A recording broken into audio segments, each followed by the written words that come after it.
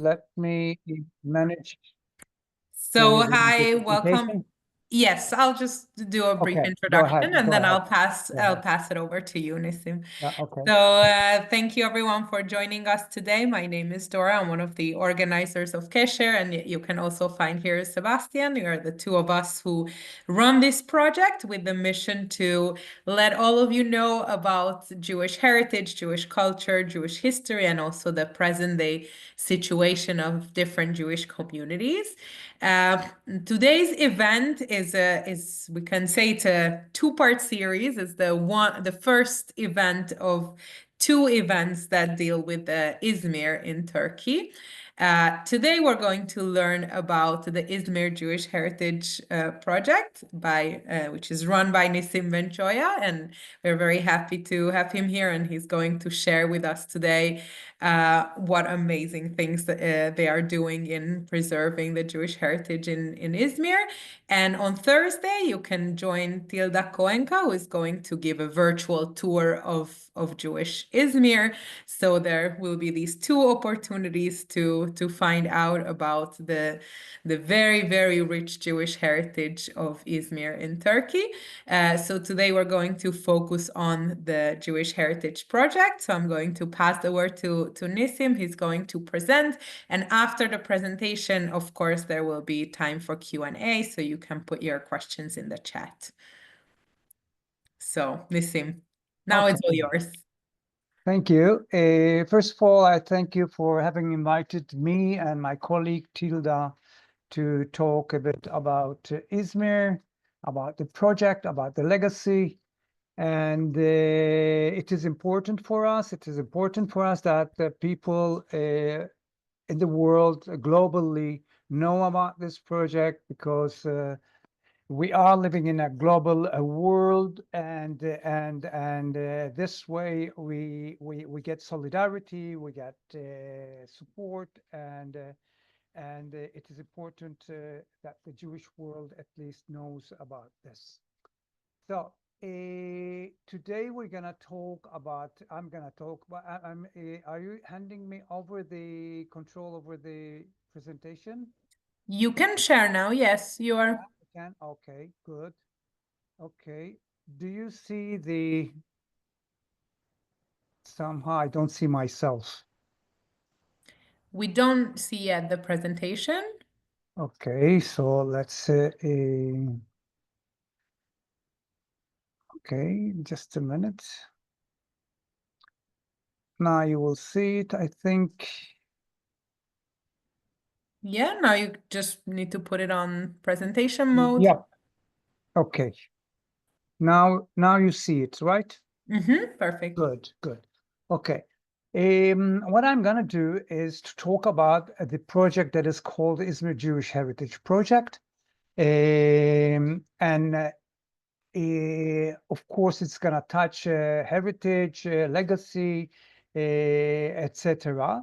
But I'm going to focus about what we are doing, the project we are running in order to preserve the heritage, okay, rather than the heritage itself. But of course, it will touch heritage. Okay, we're talking about Izmir, and let's see, for those maybe who don't exactly know where Izmir is, Turkey is in the middle, right in front of Greece, and Izmir is on the eastern side of Aegean Sea, more or less in front of Athens in Greece. So we're talking about Izmir, and we're talking about the old Jewish quarter of Izmir. The project, although the Jewish population, especially starting from the second half of 19th century, is spread in two major quarters, the Old Jewish Quarter and the New Jewish Quarter. We're gonna focus ourselves, we are focusing ourselves in this project in the Old Jewish Quarter, which is in the old bazaar in the downtown of Izmir. So the bold area that is, when I say bold with the numbers, is the area of the project, but it's not. This is not the whole of the Jewish quarter. As you see in the eastern side, there is the Alliance School and the Talmud Torah School. Sorry. And we have Shabtai Tzvi's house, Shabtai, the Shabtai that is known as False Messiah is from Izmir, Sonsino Synagogue, Sonsino District, Pinto Synagogue that doesn't exist anymore, Cortijo houses, I mean Jewish houses, they're all around. Also the print houses that printed over 20 Jewish newspaper, mikvahs, bathhouses, etc. But we cannot really deal with all of it. It's going to be a never-ending project. So we took the area that is characterized by the existence of the old synagogues, the synagogues that have been built originally by the beginning of the 7th century. So you must see here the numbers, I hope, that go from 1, 2, 3, 4, 5, 6 on the northern side of the bold area. These are all synagogues. In the middle, we have the synagogue's bazaar. This is its name, the synagogue's bazaar, that took its name from the synagogues around. And it was populated by mainly Jewish merchants. And to the south of this street, we see number 7, number 8, number 9, and number 10. 7, 8, and 9 and 10 are synagogues. 9 is the chief rabbinate building that has some ownership problems. Therefore, it's for the time being out of the project. So this project is sometimes called the Synagogues Restoration Project because we deal in synagogues, or some others call it, a museum of tolerance, which we reject all of them.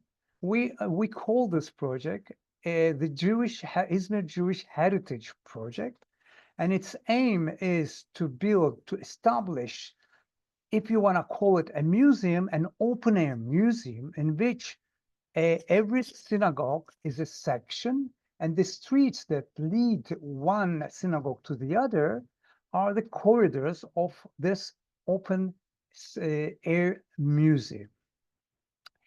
Now, this quarter, the part that we're concentrating on, starting, for example, from number 10 to the east towards Shabtai Tzvi house, was called officially the Chief Rabbi's Street. From number 10 towards number 6 was called Bohor Levi Street. Not far from there, there was Abu Lafia Street. So you can see that synagogues, Jewish names to the streets, make a living space, a space in which there was a life, and that was a Jewish life. Okay, Izmir was divided into districts, quarters: Turkish quarter, Jewish quarter, Armenian, Greek, and Europeans quarters. And this is the part of the Jewish quarter that we run the project in. Now, after having said that, I'm gonna go over synagogues and try to tell you what we did and why we did, and how it was, what we did, and how we use it today. So let's start from Bikur Cholim Synagogue. Bikur Cholim, as you know, or maybe you don't know, means in Hebrew hospital, visit of the sick, hospital. The original name of this synagogue was Chavez Synagogue on behalf of Salomon de Chaves, a merchant that comes to Izmir from Holland. A Portuguese merchant through Holland comes to Izmir, and he settles there. And he even has a district, sub-district on his name, Chavez district, it was called. And he establishes the Chavez synagogue that later on takes the name of Bikur Cholim due to the because it hosted ill people from the epidemics that happened in Izmir. This place has also been known as a hospital, synagogue, and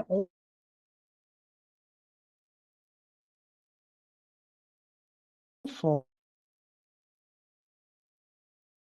having a prison there because Jews had their own judiciary system at the times of Ottoman at a certain time, like all nations did, like Christians and Muslims, and they were free to judge minor crimes were in Beit Din. And they had to sanction somehow crimes, and they had a prison that they used. So it is sad that it is at the basement of this synagogue, but we don't have solid testimony, as I said. We can see here the synagogue, which has a teva or a bima, like, Ashkenazis say bima, Sephardi says a teva, in the center of the synagogue, which is a characteristic of the Sephardic synagogues since the medieval times. Shalom or Neve Shalom synagogue, an important synagogue that was built already in that existed in 1630s, and it was the synagogue where Rabbi Joseph Escapa worshipped mainly, and he was the first leader that put regulation and started to form in Izmir a Jewish community. He was the teacher of Shabtai Tzvi, and he was the same person who excommunicated him when he declared that he's the Messiah. Here we can see differences, a difference compared to the previous synagogue. There we saw the teva in the center, in between the columns, the four pillars. Here it is on the western wall. And it is sad that it is due to the Franco's influence that came from Venice to Izmir, taking into consideration that in Venice we have the Sephardic synagogue, which has the teva on the opposite wall to the Echad. Al-Ghazi synagogue, another example of the typical Sephardic synagogue with the teva in the center. It has undergone a lot of changes. You see, for example, here we don't have, as in the previous one, the benches around where the teva should have been along the walls, okay? We have the same thing here. Along the walls, we have the benches. Here, we don't have the benches, but we have the same logic. This is a synagogue that was established by Al-Ghazi family, and it takes its name from this family.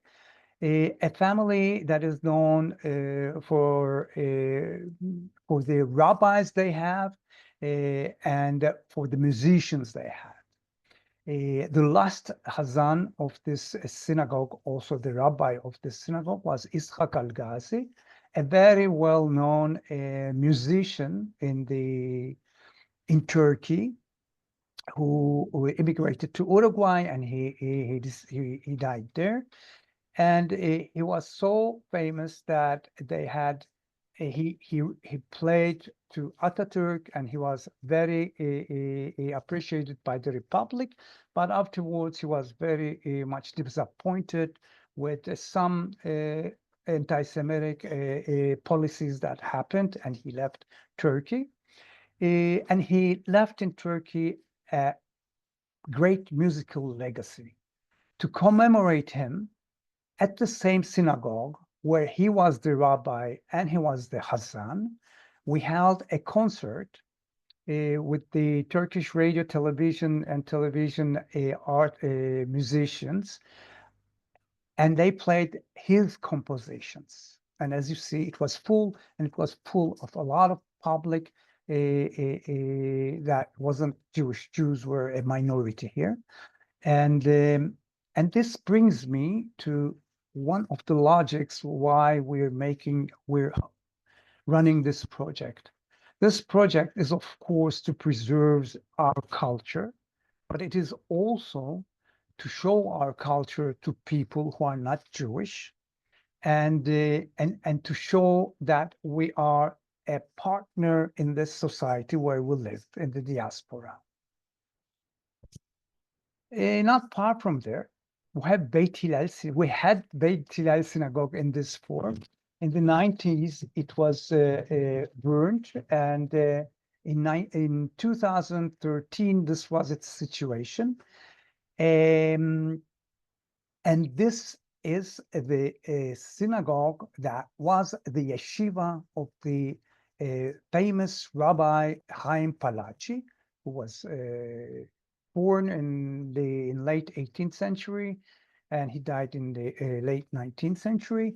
That was his yeshiva where he studied, and then his son transformed it into a synagogue, calling it with the name of Hillel, who was the sponsor of Chaim Palachi to write most of his 72 books. In 2013, with a collaboration with the Izmir municipality, we actually reconstructed it because there was nothing left. So it has the form more or less of what it had before. According to one picture that we had, we tried to reconstruct it, and it has become a museum. It is called Memorial to Chaim Palachi, but it is actually where people can just come in and get in touch, usually for the first time, with something Jewish, with a synagogue. They see it, Sefer Torah, they see the mantel, they see the Rimonim, they see the Sefer Torah, and they get explanations about Jewish culture. I think that this is a very important place because you can enter it without paying and just get your impression of what you see. Chaim Palachi goes together with his grave, which is in Izmir, and a lot of people from Israel and other places come to visit on his on important dates of his life, like that date, and they pray in his tomb in the old Jewish cemetery. Yeah. This looks terrible. This is Portugal synagogue, one of the most important synagogues in Izmir. That was, and also one of the first synagogues. We know that in 1630 it has existed already. We don't know exactly when it was built. In 2017, I mean, in 1976, it burns down completely, and then it is rented. It was rented to a shoe factory, and with the repairs that this shoe factory's owner did here, nothing really was left on the walls, and no testimony of what it was. Okay, so the restoration took this form, not exactly a synagogue, because we didn't want to reconstruct it. it wouldn't be really it wouldn't really be the same anyway.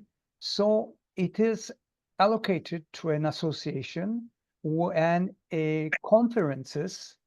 This is a social today, a synagogue that gives social and cultural activities, allows activities in it, conferences like we see here. Etz Chaim Synagogue. All those synagogues that I'm stating are very close to each other. You know, it's a walking distance of 2 minutes from each other, and sometimes they are really one in front of the other, and some others are adjacent. This is Etz Chaim Synagogue. Etz Chaim Synagogue, we don't know exactly when it was built. There is a legend that says that this was a Byzantine synagogue, but still, again, we don't have any testimony for that. We know that in the 1800s, it was there and it was burnt in the big fire of 1841, like and many other synagogues. And there is a saying that at the Byzantine, no, the same legend says that when Turks invaded Izmir in 1424, they didn't have, the Muslim soldiers didn't have where to pray because this was the Byzantine area and there were no mosques. So they prayed in this synagogue. I mean, we can use it as a flag of brotherhood between peoples of different religions, but it doesn't seem a very true, very real, you know. Okay, this was the situation. It was about to collapse. We have obtained funds, etc., and we stabilized it. And then we transformed it in this form. Actually, we did not transform anything. And there was a lot of discussion about what we did here, but we decided that we scrapped the walls, we scrapped the columns, and we discover the history of the walls of the pillars, meaning what was before the blue color that was all over this synagogue. So we found things like that, you know. The circles on the walls were the earliest period of this synagogue. Above them, there was a second period of flower design, a third period, inscriptions behind, I mean, underneath the painting layers, okay? And other marble imitations, numbers, and also the traces of the 1841 fire that happened and burnt at least a part of the synagogue. This is the women's gallery of the synagogue. You can see the dome of the synagogue, the four pillars, because we wanted to have the synagogue in which we don't pray. There is no Sefer Torah, and in Izmir we don't really need that many synagogues because we are only, I think, barely 1,000 people. And in the quarter that most of Jews live, almost all Jews live, there is a synagogue, a modern synagogue, and people use it. So besides the three synagogues at the beginning that I presented, we don't use those synagogues to pray in them. So this is a study room that we have created in the women's gallery. And this is the basement of the synagogue, in which we have a exhibition space, a display, a space, as you see, books that are displayed there. And we hold a lot of exhibitions. We just have right now a Ketubot exhibition. And in the main hall, we hold events, cultural events. This is a photograph from the Izmir Sephardic Culture Festival. Buket Bahar, who is singing Ladino songs, a very known pianist and a percussionist, this is one of the things that we are trying to do in this project is also to bring about cultural, intercultural dialogue. And in this scene, for example, the singer is Jewish, the pianist is Muslim, Turkish, and the percussionist is a Kurdish woman. So it's, if you want, if it's the peak of, a intercultural dialogue, and they all sing Ladino songs presenting to the audience the Jewish culture. Other types of activities that we have there. This is called From Andalusia to Anatolia, a modern dance performance. Right in front of this synagogue, we have Talmud Torah synagogue. This is a picture, old picture, but very, shocking picture of this synagogue that was, that had its roof collapsed in the 90s. And in 2010, this was the situation. And in 2020, we, with the help of funds that we got, we cleaned the place. We moved the rubble out of the synagogue. We put a temporary roof, as you see, so that we can protect it from the climate conditions, harsh climate conditions. And we also connected the walls that were becoming apart. That means about to collapse. What we do in it, for the time being, this is what we do. We hold cultural, this is also from the Izmir Sephardic Culture Festival that we hold in Hanukkah time every year, except last year and the other one, because of what happened, because of the tensions that we feel following the Gaza-Israel thing. But this is a beautiful place, and we use it for this kind of activities. This is a klezmer from Hamburg, a klezmer group. Why in a Sephardic festival there is a klezmer Ashkenazi music? Because there has always been Ashkenazi people in Izmir, and we have to pay. I mean, this is to their tribute. We have to pay tribute to this culture that was there, and there was also at least 2 Ashkenazi synagogues in Izmir. So this is a part of our legacy too. Other kind of, this is another cultural activity that takes place there. Now, the aim of those activities that are not always only Jewish is also to lead a cultural life in the old quarter, old Jewish quarter, and old quarters and the back streets of Izmir, okay? Because we believe that we have to be leaders in the cultural life of Izmir with Jewish and with non-Jewish activities, cultural themes. Adjacent to it, I mean, there is a narrow passage like that between Talmud Torah synagogue and Forasteros synagogue. So what we see here, after having cleaned the passages between the synagogues, to the right, here we see Talmud Torah, in front Forasteros synagogue, and in face of us, in front of us, Al-Ghazi synagogue. I'm going back.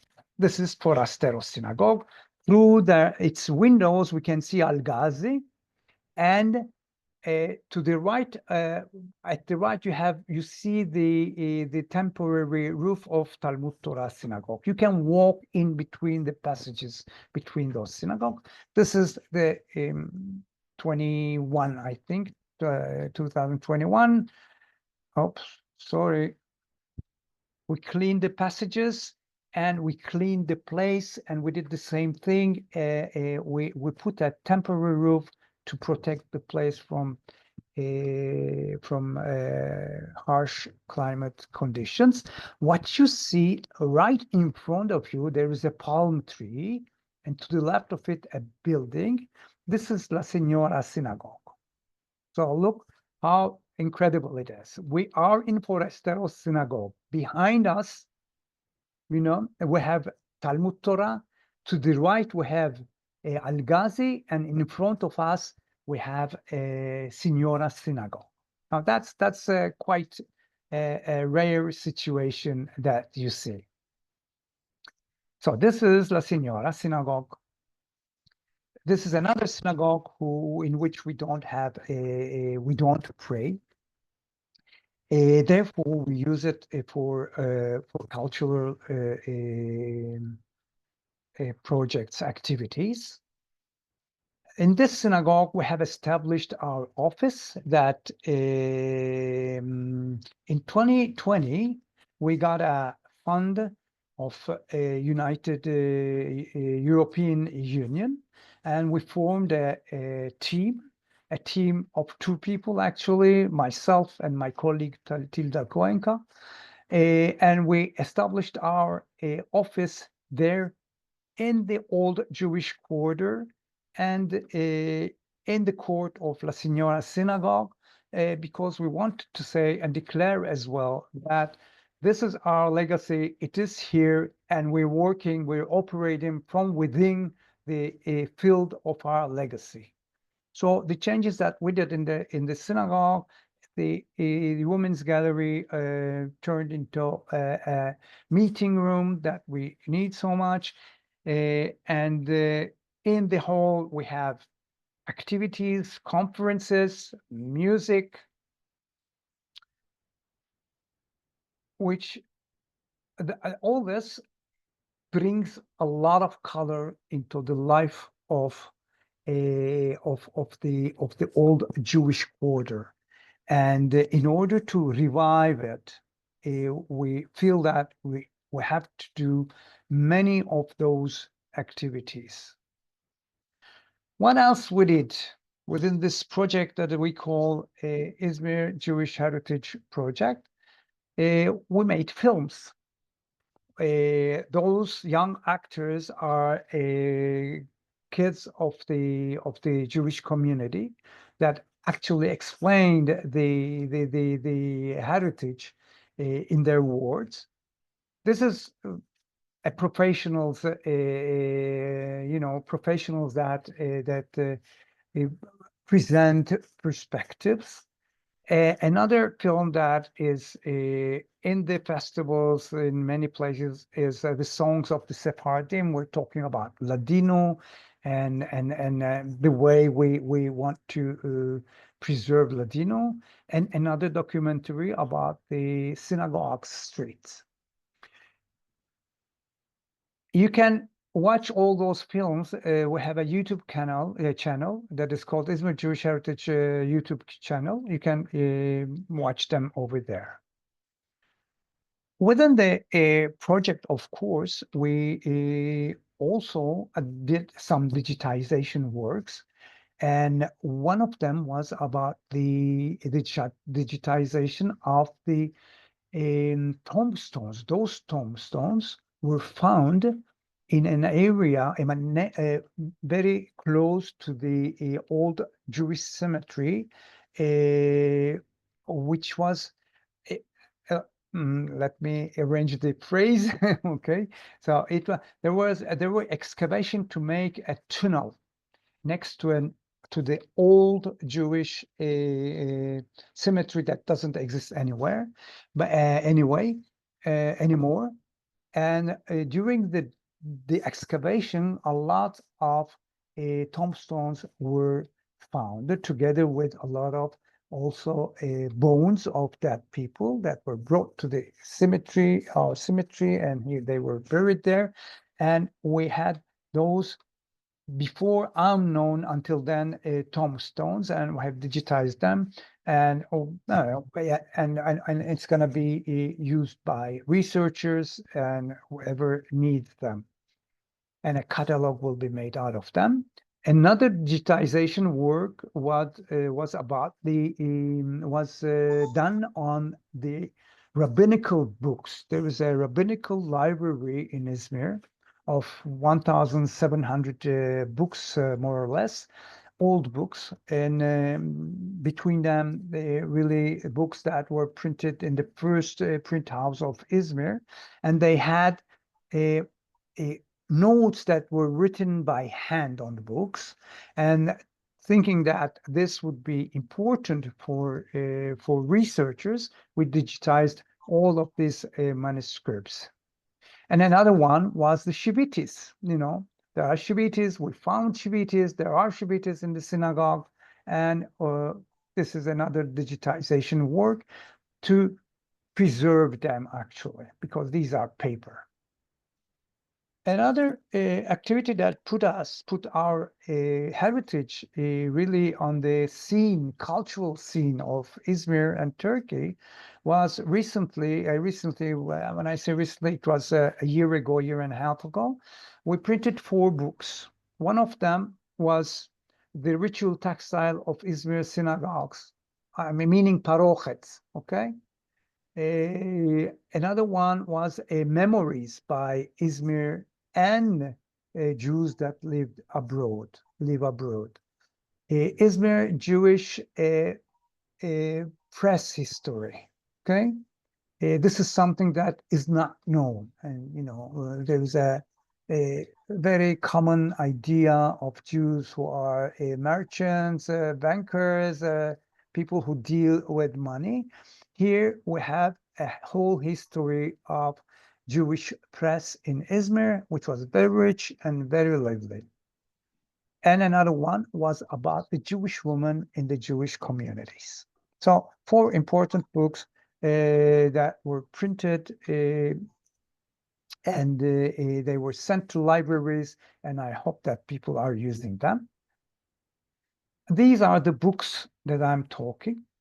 On the left-hand side, we have Chaim Ben-Benisti's book, Knesset Agdola, printed in 1667, something like that, and Sefer Rosh Yosef by Yosef Escapa, also in the 1650s, in the Yedidia Gabai's Kaf Nachat print house, which is the first print house in Izmir ever. So these are important historical heritages, and we had with the help of a lady that is called Rachel Bortnik, we got a fund from we got donations, and with these donations, we restored some of these books, and also bought display tables that in which we display those books. Oh, no, okay. Parochet project. In between, something that started way before we started to restore and rescue buildings. In 2012, we started a project with the help of a university in Finland, Metropolia University, to restore parochets. I mean, the textiles, the ritual textiles that were found by people of Izmir very long time ago, beneath the remnants of collapsed building, mainly the chief rabbinate building. These are the parochets that were during 7 years, a month, 1 month a year, by students and teachers of Metropolitan University. They were taken care of. 50 of them are restored completely. 300 of them are cleaned, conserved, and documented. Here we can see something. No, we cannot see. Is it frozen? Okay. No. This is how they work. This is a very short video of it. They work very professionally, scientifically.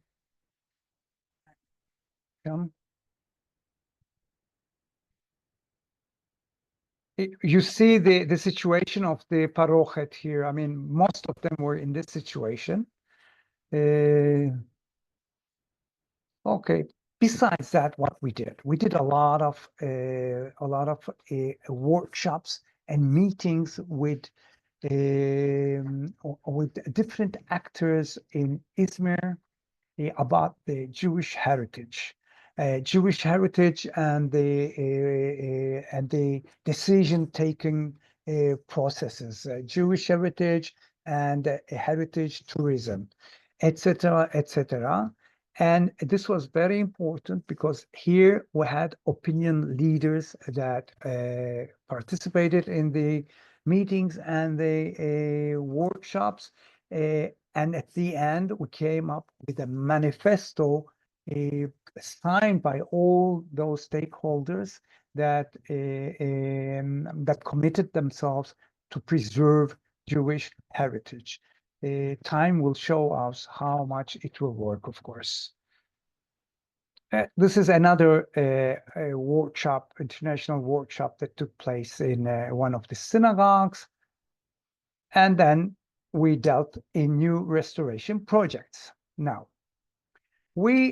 this is, if you remember the air photo, we had 6 synagogues very close to each other. You see Talmud Torah and Forasteros with passages between them, La Signora, and this is the core, this heart of the area. Okay, that there is a cluster so closely built to each other. So what we see here is an entrance to Talmud. Hevra is Talmud Torah synagogue. We go through the passages to Forasteros, then to San Signora. We go to Al-Ghazi. We go out to Neve Shalom and to Etz Chaim. So we have a route. This is you can say that this is the master plan of what we did. And what we're gonna do with the restoration plans that have been approved by the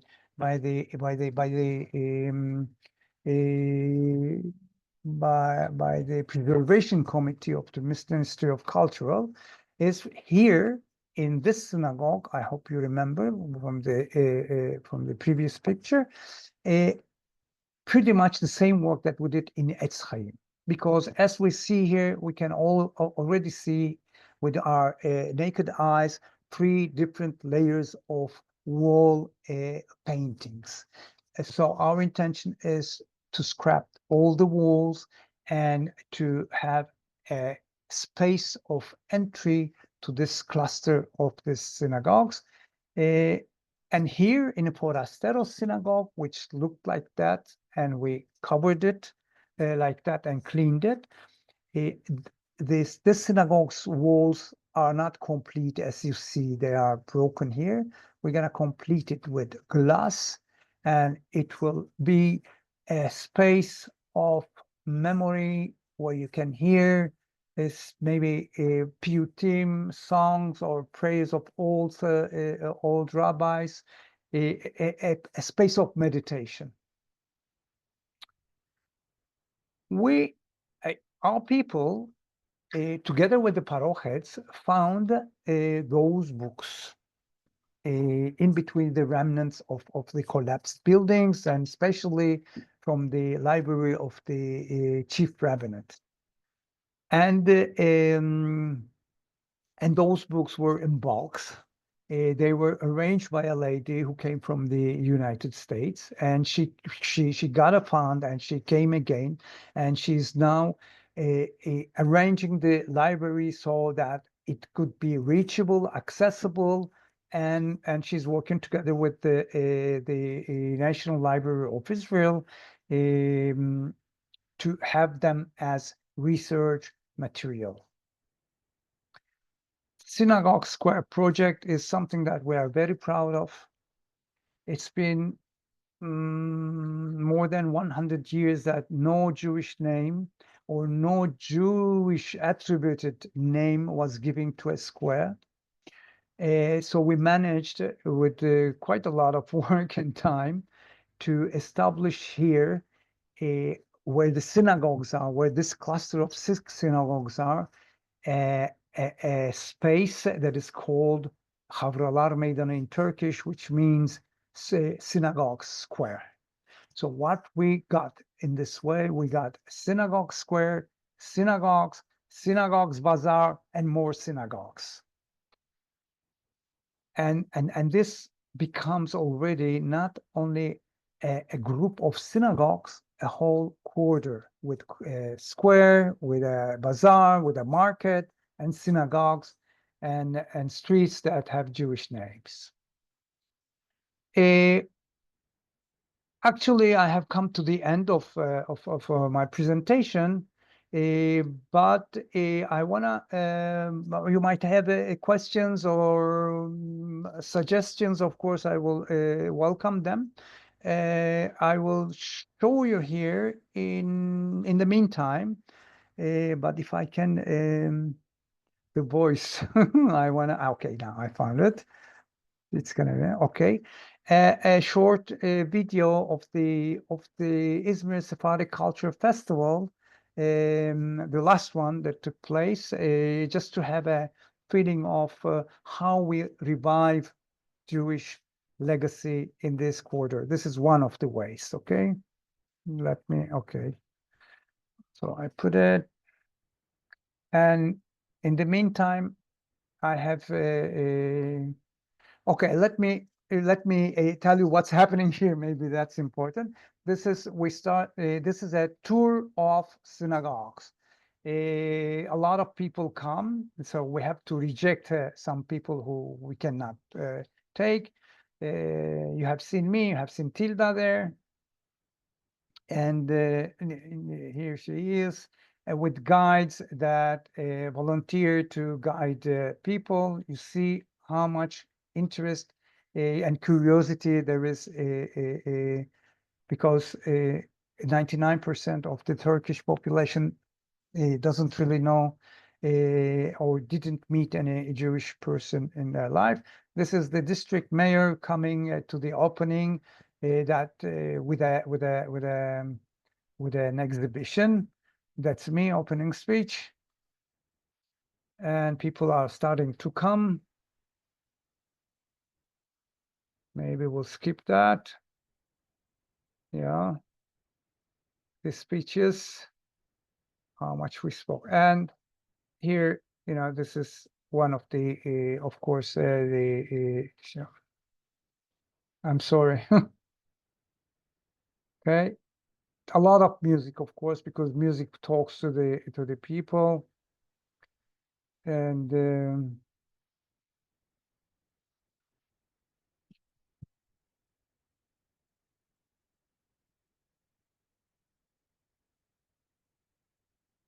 this is Talmud Torah Chevra Synagogue. Here we had our cocktail. We had 2 cocktails there in the last one. So it's really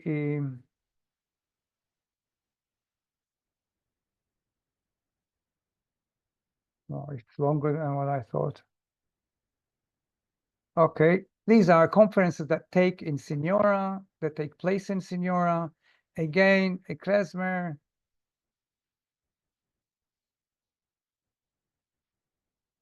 And what is good is that people are having good time with Jewish music. I mean, this is really in the middle of a Muslim space in the old city.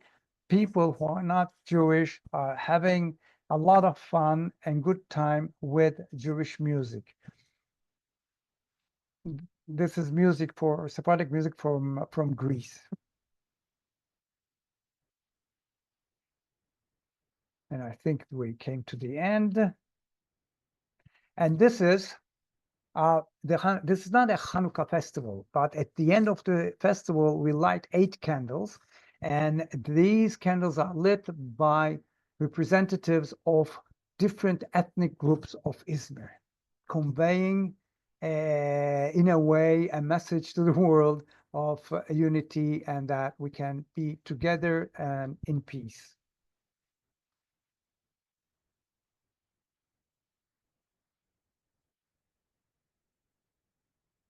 Yeah, I think that's pretty much all.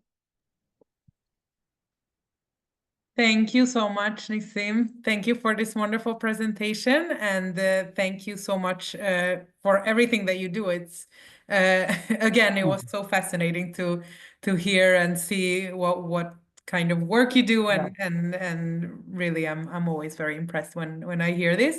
And of course, thank you everyone for being here. I'm going to read now some of the questions. I'll just say a few notes before I do that. So on Thursday, there will be a Jewish virtual tour of Izmir, which will be done by Tilda Koenka, who Nissim mentioned. This talk will be for payment, but some of the contribution will go to support the Izmir Jewish Heritage Project. So if you want to support them, that is one way.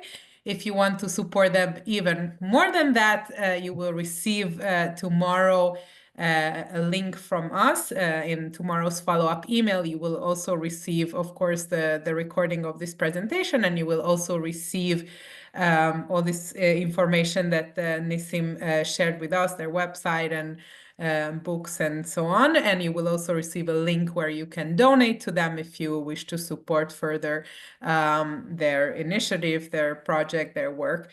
So this is just a bit of information about that. And because we have this talk with Tilda on Thursday, I'm not going to read now questions that are general historical questions about the Jewish heritage of Izmir, because that will be the focus of the talk on Thursday. But I'm going to read the questions that are specifically about the project. So and I'll try to read as many as I can, and I am trying to keep up with them, but I'll read the ones that came in so far. You showed the basement of the Etz Haim synagogue, which is now a museum. What was that originally used for?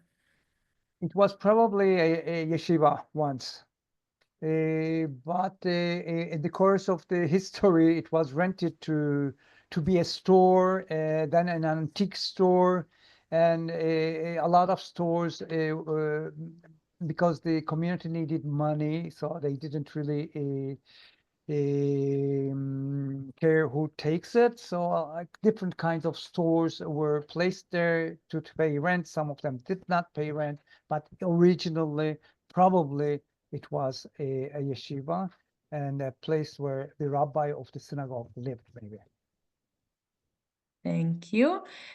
What happened with the bones that you found in the synagogue? Were they reburied or were they left in the place? They were reburied in the second oldest cemetery, Jewish cemetery, which was close to the burial in 36. Yeah. Thank you. Can the books that you showed be ordered to Israel? The books, except one, are in Turkish. They are not translated, but they can be downloaded from our website, izmirjewishheritage.com. Okay, Okay? so we No, will I'll send sign. Okay. we will send your website Yeah. tomorrow in the follow-up email, and then Yeah. who wants to download this that you mentioned, the book, then you will be able to do that there. You showed the library. so there was a question if the library holdings have been cataloged and or digitized. Previously, a long time ago, some 20 years ago, it was a catalog was made of the library, and it still exists. And now there's gonna be another catalog, okay, a more detailed, a more professional catalog, and somebody's working on that. Yeah, there is a catalog. I mean, if somebody wants it, I mean, it can be. I think it. I don't know. I have to check that if it can be downloaded. Great, thank you. And there are several people who would like to contact you for different things, for podcasts, for books, for other information. May we share your contact details? Okay. Yeah. Okay. Can we include it in the follow-up email, or should we just specifically? You can write it not right now. Okay, so we will share in the follow-up email Nissim's email Okay. address, and those of you who wish to reach out and spread the word about this amazing project, then you can find him like that. Okay, so I'm just trying to see if there are any more questions about the project specifically. Again, I see many questions about Izmir in general, but we don't have now time to get into those. But we do hope that you will be able to join us on Thursday, and you will be able to learn more of a general overview of the Jewish history of Izmir. Tilda, are you here? You want to say hello? Okay, maybe she's not here anymore. Okay, anyway, but I would be really, you mentioned that I am very interested in getting the word about the project spread all over the world. I mean, actually, frankly, we need help in that, because the more it is heard, the more we get a spiritual and also material help. So it is important, because lately funds are harder to get, um, because of the policy of the heads of states, and et cetera, et cetera. So the more it is spread over the world, the more chances we have to get not only financial support, also spiritual, which is not less important.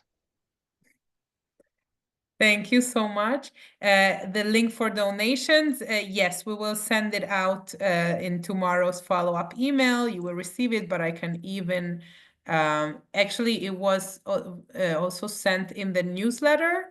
If you receive the newsletter that we sent I will out. copy the link. I will copy the link now. Okay, so Sebastian will copy the link also Good. here in the chat where you can donate, and we will also share it tomorrow. You will receive an email with this link, and of course with the recording of today's presentation. And there is Tilda, if you want to say hello, the other Hello. person behind the project.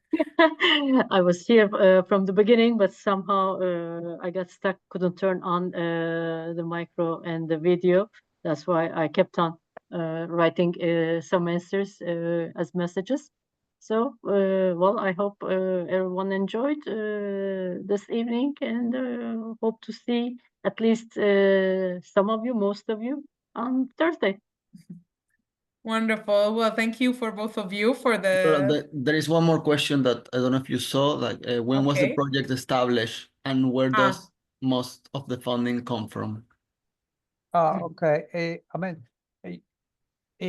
there were always people who did something in respect of, with respect to preservation of the heritage, but an institutional effort has started in 2010, actually, and the Jewish Foundation of Izmir has engaged itself into the project by 2010, and the funds, where did the funds come? This was the question.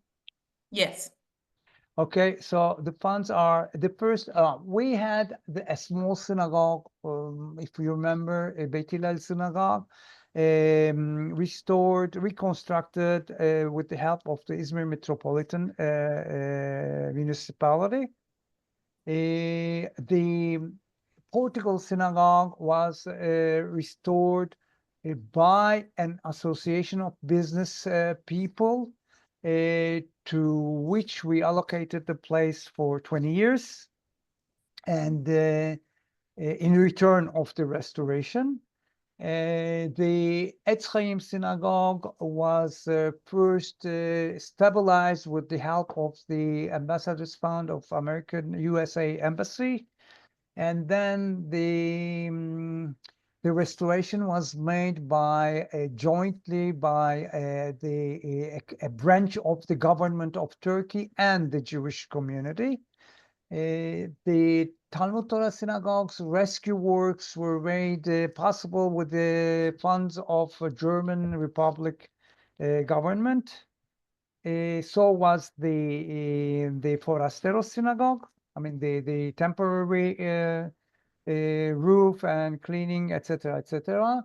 And then we got a big fund in 2020 from the European Union, with which we printed the books and we did digitization work and we did all this work of workshops and meetings with the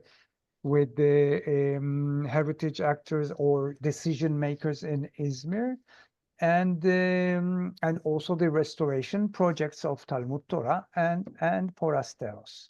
And now we are looking for more funds to keep on going with the actual implementation of the restoration plans of those two synagogues in order to complete the scene, you know. Thank you so much. So we will close for today. Thank you everyone for being here, and thank you for sharing your comments and questions and thoughts, and thank you for your curiosity and involvement. It really means a lot. And thank you, Nissim and Tilda, for sharing your project with us. And we hope to see you all, or some of you at least, on Thursday presentation as well. And I mentioned it already, but I'll say just one last time that tomorrow you'll receive all this information from us. So you will have it in an email. So thank you once again for being here, and we wish you all a wonderful rest of the day or good night. Good night. Thank you to all. Thank you, Nissim. Thank you once again. Okay. Bye, everyone. Leaving.